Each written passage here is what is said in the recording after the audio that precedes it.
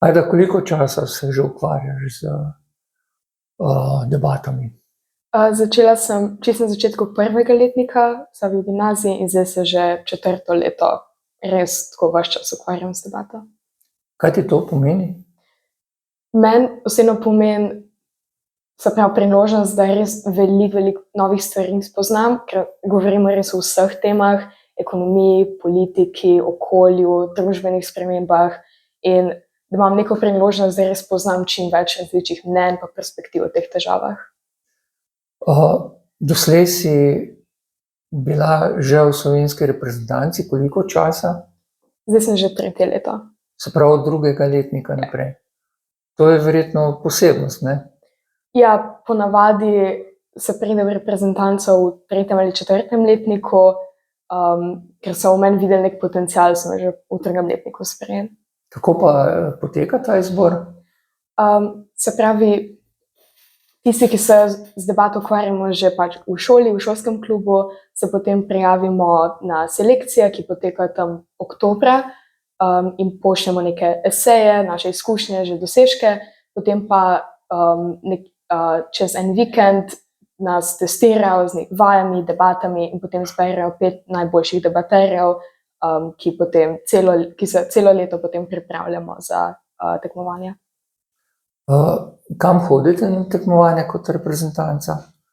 Glavni 2 tekmovanji, ki se jih udeležujemo, so Evropsko debatno prvenstvo, ki je konec zime, potem pa svetovno prvenstvo, glavno tekmovanje, ki je julija, vsako leto v različni državi. Si bila že doslej na teh prvenstvih? Ja, moje prvo leto smo bili na Evropskem v Pragi in svetovno je bilo v Beogradu, potem lansko leto je bilo Evropsko prvenstvo v Bukarešti v Romuniji, svetovno pa v Panami. Letos smo že Evropsko imeli v Skopju, se bomo pa še udeležili julija svetovnega v Nairobiju v Keniji. Kako uspešni ste slovenski reprezentanti? Slovenija že odkar se udeležujemo, že od 90. let, smo kar konsistentno zelo uspešni. Kot članice ekipe smo lani, torej v Bukarešti, na Evropskem postali evropski prvaki, letos v Skopju pa evropski podprvaki. Kaj pa na svetovnem?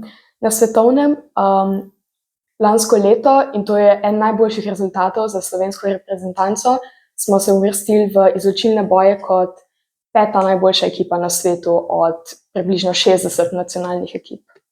Lepo, ne? Ja. Kaj pa tekmuješ tudi za šolo?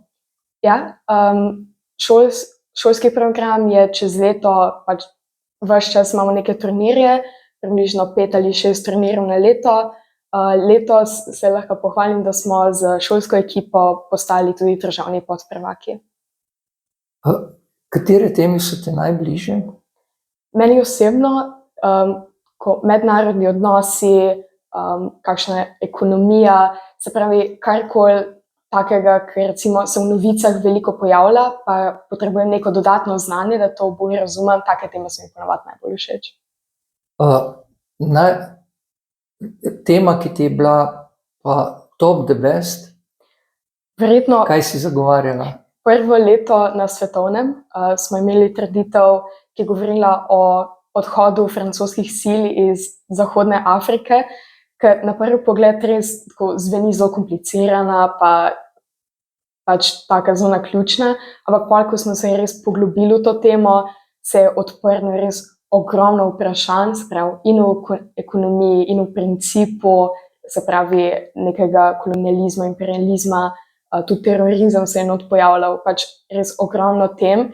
Mi smo zagovarjali odhod francoskih sil in takrat ravno zato, ker je bilo toliko veliko različnih informacij in pogledov, različnih člankov, ki smo jih mogli prebrati, da smo se pripravili, to mi je tako ostalo v spominu kot najboljša debata, ki sem jih imela. Najtežja? Mogoče tudi, glih zato, ker smo se to pripravljali. Ponavadi so najtežje debate mogoče take stvari, ki so zelo specifične. Lansko svetovno prvenstvo smo debatirali o rudarjenju mineralov v morju in glede nekih pravnih stvari glede tega. In ker smo res mogli iskati detajle, je bilo to pač težko, ampak smo se pripravili in smo pa tudi zmagali to debato. Se težko debatira o stvari, ki ti je recimo zelo odbojna, pa jo moraš zagovarjati kot dobro. Na začetku ja, se pravi, ko dobimo neko debatno trditev, verjetno najprej pač si vsak ustvari že svoje mnenje in včasih zagovarjam nekaj, kar na prvo žogo nikoli ne bi zagovarjala, potem pa pač je treba vsem to zagovarjati in je treba najti članke, podatke, ne vem, zgodovinsko dogajanje, ki bi podprl tvojo stran in potem pač postane lažje. Se pa pač z izkušnjami tudi navadim na to, da nobena stran ni nemogoča, tudi če imam drugačno mnenje in se pač ustalim v to rutino. Verjetno je tale pomlad kar zahtevna zate, čakate matura, čakate svetovno prvenstvo v Nairobiju. Kako handlaš vse to skupaj?